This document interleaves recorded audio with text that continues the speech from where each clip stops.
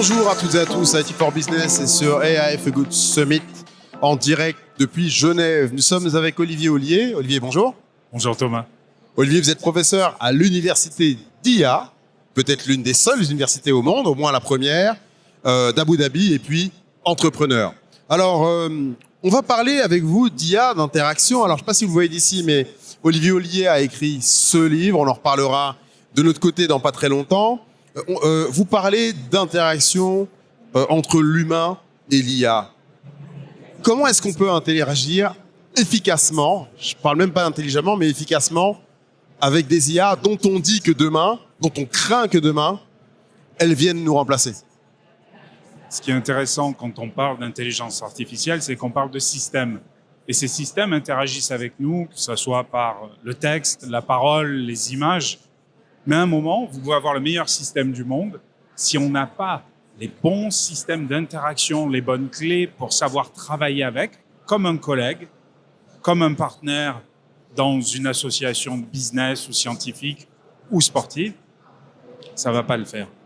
Et aujourd'hui, ce qui est important de comprendre, c'est la façon dont le cerveau des gens réagit quand ils interagissent avec des outils d'IA, que ce soit des modèles de langage comme ChatGPT ou Claude, ou maintenant des agents d'IA.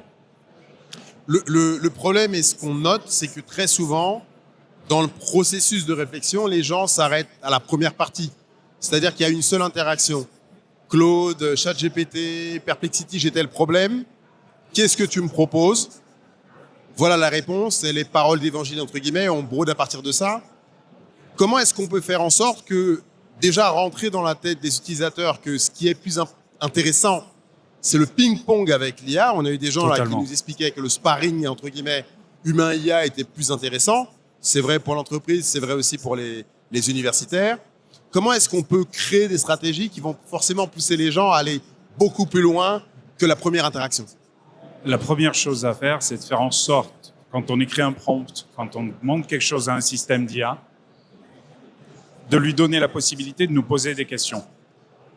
En posant des questions, la façon dont je vais vous poser des questions ou vous me posez des questions me donne des informations sur vous, Thomas. La façon dont le système va poser des questions va me permettre de comprendre comment il m'a cerné ou pas.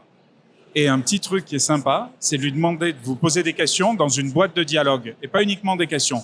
Parce qu'avec la boîte de dialogue, le système d'IA va vous proposer des réponses qui elles-mêmes vont vous donner encore plus d'informations sur ce qu'il a en tête, entre guillemets, en ce qui vous concerne ou la problématique pour laquelle il doit vous aider. Ça, c'est clair pour les chatbots. Maintenant, quand on parle d'agents, l'histoire est un tout petit peu différente. Oui. On a des agents qui sont capables de reproduire un processus business à partir du moment où on leur a donné une mission. Par exemple, collecter des informations quand on s'inscrit à une nouvelle banque, et ainsi de suite. Comment est-ce qu'on interagit avec eux? Quelles sont les clés justement pour interagir intelligemment avec les agents? Il y a un vrai changement qui s'est opéré avec les agents d'IA, puisque les agents d'IA ne sont pas des outils.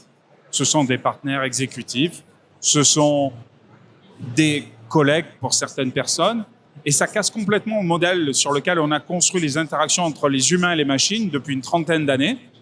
En 96, Garry Kasparov, le champion du monde d'échecs, gagne contre un système d'IA et perd en 97. Et ensuite, il développe un modèle qui est celui qu'il a appelé le Centaure. Et le Centaure, c'est le meilleur de l'humain et le meilleur de la machine ensemble, une espèce de symbiose, si vous voulez. Si ce n'est que ce modèle a tenu pendant 30 ans parce que la machine, lorsque vous alliez vous coucher, elle s'arrêtait de fonctionner.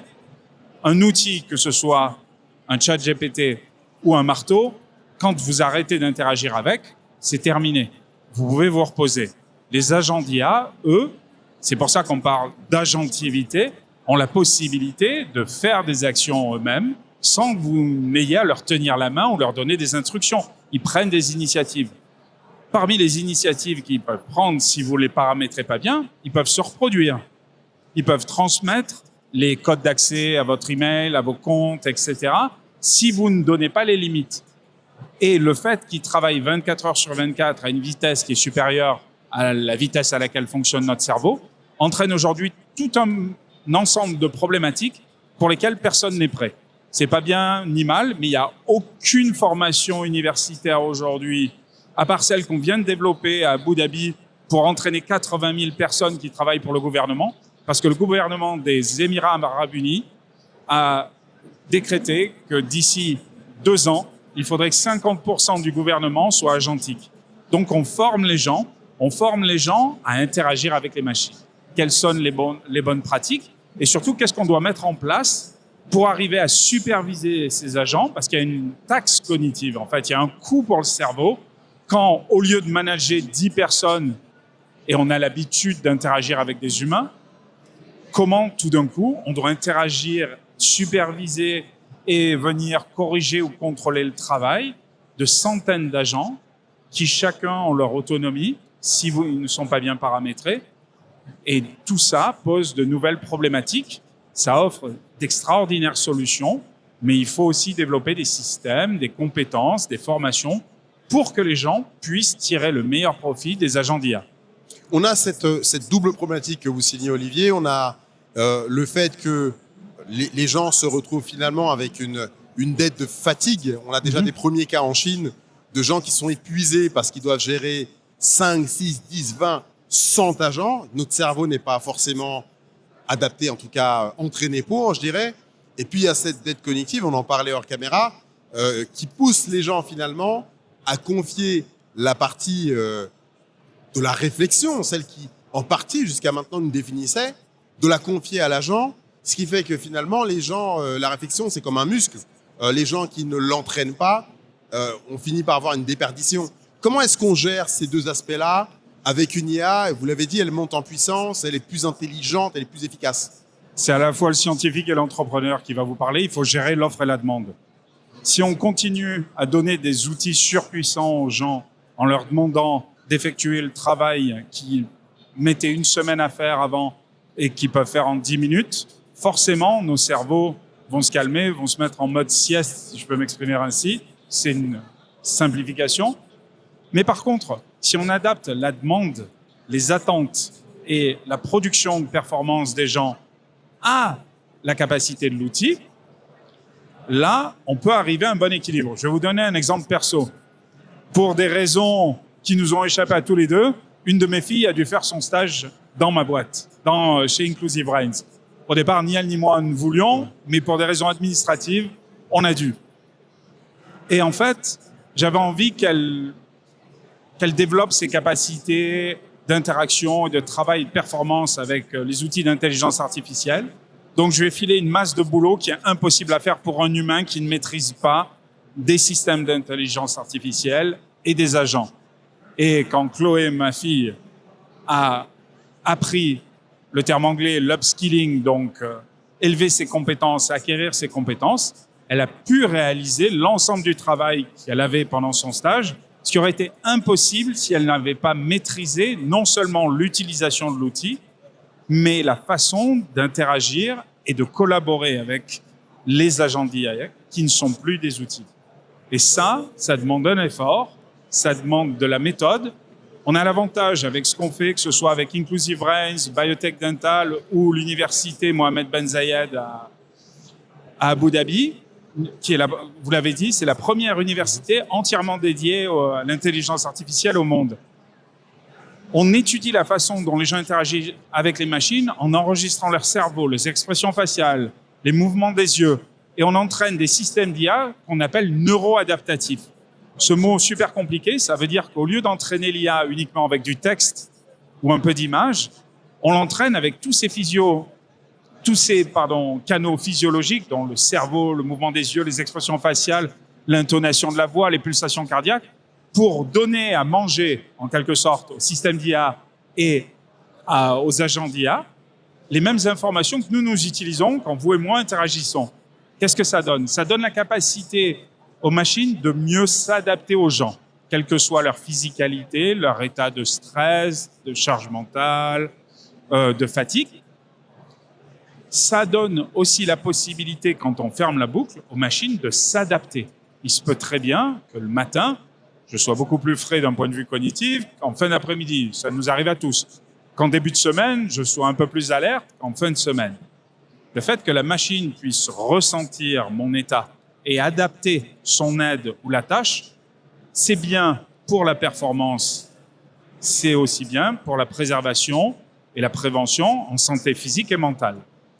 Et on applique ça dans des salles de chirurgie avec des chirurgiens, dans des sociétés qui s'occupent d'énergie. Donc, pensez à des plateformes de forage de pétrole, des salles qui gèrent des grandes centrales énergétiques, des lieux de construction ou même, dès qu'il y a de l'apprentissage, le fait que la machine s'adapte au fait qu'une personne soit plus ou moins fatiguée, plus ou moins attentive, permet d'optimiser l'interaction, mais surtout de faire en sorte que les gens ne se crament pas le cerveau. Il y a cette expression anglo-saxonne aujourd'hui de brain fry, qui veut dire vraiment se griller le cerveau, qui existait avant les agents d'intelligence artificielle. Et certains diront que c'est accéléré par les agents d'intelligence artificielle. Mais dans tous les cas de figure, qu'on interagisse avec des humains ou des agents d'IA, il faut savoir avoir une méthode, comprendre, prendre de l'information et comprendre et apprendre non-stop. Une dernière question, Olivier. On a beaucoup d'entreprises, notamment une grosse partie des DSI qui nous lisent. On a la question du passage à l'échelle qui se pose. Les gens aujourd'hui se posent des questions du cas d'usage et quand ils ont délimité le cas d'usage, ils se disent bon ben l'argent que j'ai là, je vais l'industrialiser, je vais le déployer sur toute mon équipe RH, ainsi de suite. Assez rapidement, quels sont les fondamentaux, Olivier, du passage à l'échelle réussi? Et comment est-ce qu'on s'assure que une entreprise, qu'elle soit une banque, une assurance, un retailer, développe un agent sans que cela ne crée des risques pour l'activité in fine? Là, c'est le scientifique qui va vous parler avant l'entrepreneur. Toute solution, avant d'être déployée, doit être testée, retestée, testée encore dans les conditions du direct, dans les conditions de live. On voit beaucoup d'agents qui sont testés dans ce qu'on appelle des bacs à sable, des sandbox, qui sont relativement isolés des problématiques. Par exemple, si on devait utiliser un agent maintenant dans cet environnement extrêmement bruyant pour reconnaître la voix, peut-être qu'il marcherait beaucoup moins que la façon dont il a été entraîné dans un environnement plutôt stérile, où l'acoustique est préservée, calme, etc. Et on a vu des problèmes que je traite dans le livre, notamment dans une chaîne de fast-food qui a utilisé un agent qui avait été extrêmement performant dans les laboratoires, mais qui avait été jamais testé avant d'être déployé dans les conditions réelles, qui sont des conditions du drive-in, c'est-à-dire quand les gens passent des commandes, que vous avez les gamins derrière qui parlent par-dessus la voix des parents, qu'il y a la radio qui parle en même temps, les gens qui corrigent, qui posent des questions, qui est quelque chose que les humains arrivent plutôt bien à gérer dans leur guérite, et que l'agent a eu quelques problèmes à régler, ce qui a entraîné quelques situations plutôt cocasses. Au final, comme tout déploiement de solutions agentiques ou non, IA ou non, il faut être sûr d'avoir fait les bons tests, d'avoir les bons outils pour surveiller et suivre les performances, et aussi la possibilité de rectifier le tir. Et une erreur que tout le monde fait en général quand on développe des agents d'IA, c'est d'être focalisé sur la tâche que l'agent doit accomplir, mais ne pas penser à ce que l'agent qui a de l'autonomie, s'il est mal paramétré ou même s'il est bien paramétré, peut prendre des décisions, oublier de mettre des agents qui sont un peu des gendarmes. Un agent seul, il y a toujours un problème. Il faut des agents de supervision. Il faut des agents de supervision, des agents qui ont eux aussi intégré les règles à suivre, que ce soit des règles financières, légales, de cybersécurité, quel que soit le domaine, et qui sont là pendant que le ou les agents sont focalisés sur la tâche numéro 1 à accomplir, qui sont là pour regarder s'il n'y a pas des données qui fuitent, s'il y a un pas de côté qui est fait, encore une fois, en simplifiant. Mais l'idée, c'est que, là encore, un agent seul, ça va poser un problème. Un système agentique qui est bien élaboré, avec ses gendarmes, avec ses superviseurs, là, vous avez une chance d'avoir un vrai gain de productivité, tout en maintenant la santé physique et mentale des employés, qui est primordiale. Merci beaucoup, Olivier. Merci beaucoup. Au plaisir.